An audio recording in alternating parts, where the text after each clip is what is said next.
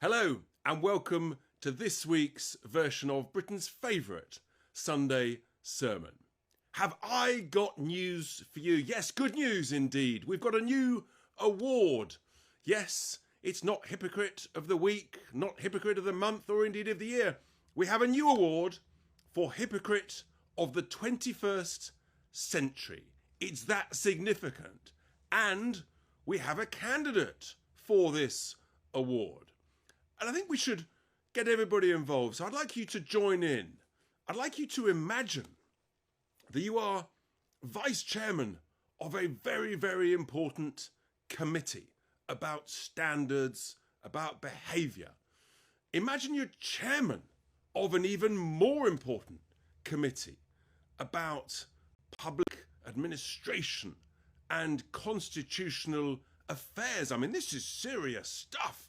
You need to be a person of great integrity, of probity, and of good judgment. Just put yourself in those shoes.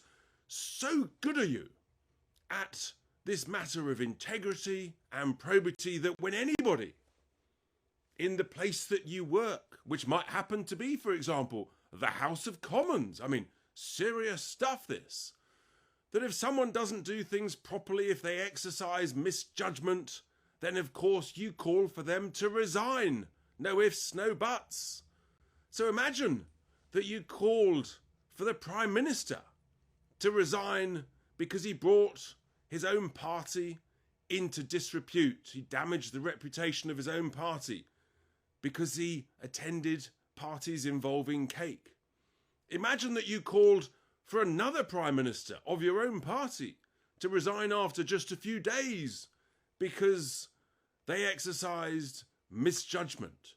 I mean, just think about that. Imagine if you called for none other than the Speaker of the House of Commons to resign over his misjudgments on a debate about calling for a ceasefire in the Middle East between Hamas and between the state of Israel. I mean, these are serious matters.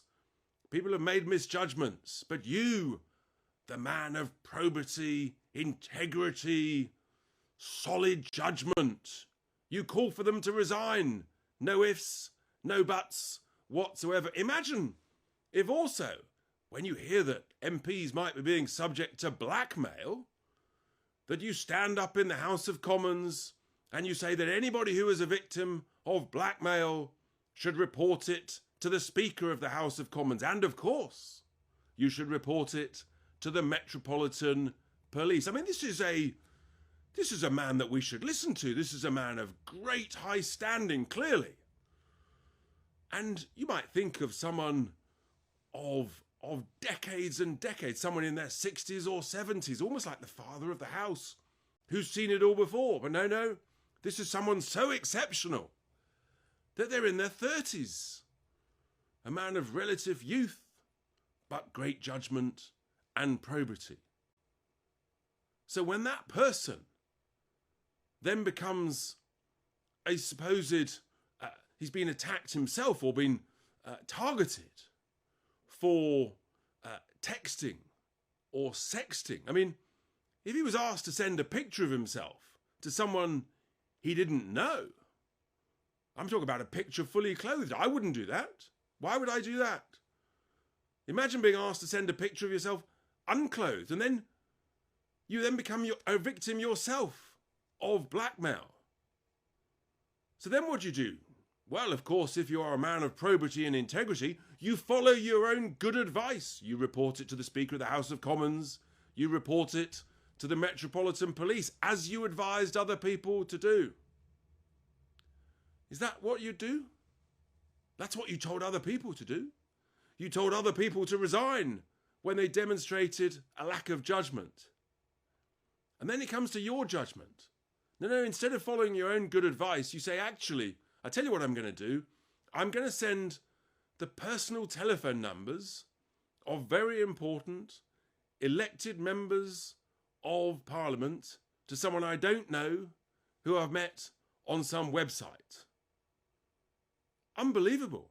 I mean, talk about a complete and utter failure of judgment.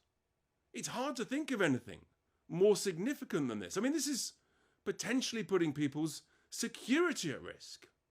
And we live, sadly, in an age when the security of members of the Houses of Parliament is at risk. There's a serious question mark about it. Tens of millions of pounds of taxpayers' cash goes to protecting those members of Parliament. But you just willy-nilly just send out a bunch of telephone numbers of important people. A horrific lapse of judgment. Well, of course, you must follow your own advice. You must step down, surely. Certainly step down as being vice chair of an important committee on standards and behaviour. Step down as being chair of a committee on constitutional affairs. I mean, that's the very least you should do. What about, should you step down as being a member of Parliament for this grotesque, appalling security lapse of judgment? I mean, if you're that good at advising other people when to resign, surely you should know when to resign. How's this game going, folks? What do you think you would have done? Would you have decided, well, other people need to follow my advice, I must follow my own advice?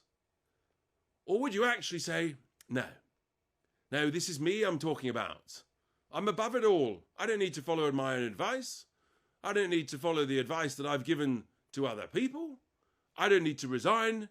I'm just going to brazen it out and claim that I was a victim. I mean, the double standards, the hypocrisy knows no bounds whatsoever.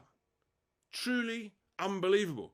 And if you believe in equality, if you believe in the 2010 Equalities Act, then surely we're all one and the same. It doesn't matter what sex you are, what faith you are, what colour you are, what gender you are, whether you're heterosexual, homosexual, or a bit of each. Frankly, no one cares.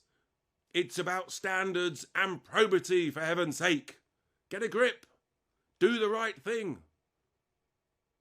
But oh no, in this case, it seems to be different. I don't think it's different at all. I think what we're seeing is a nominee for the candidate of the greatest hypocrite in the United Kingdom in the 21st century. I think that candidate should be nominated. I think that candidate is a Mr. William Wragg MP. And he is my nominee and award winner for the greatest hypocrite so far in the 21st century. Truly unbelievable. Enjoy your day. Here endeth my Sunday sermon.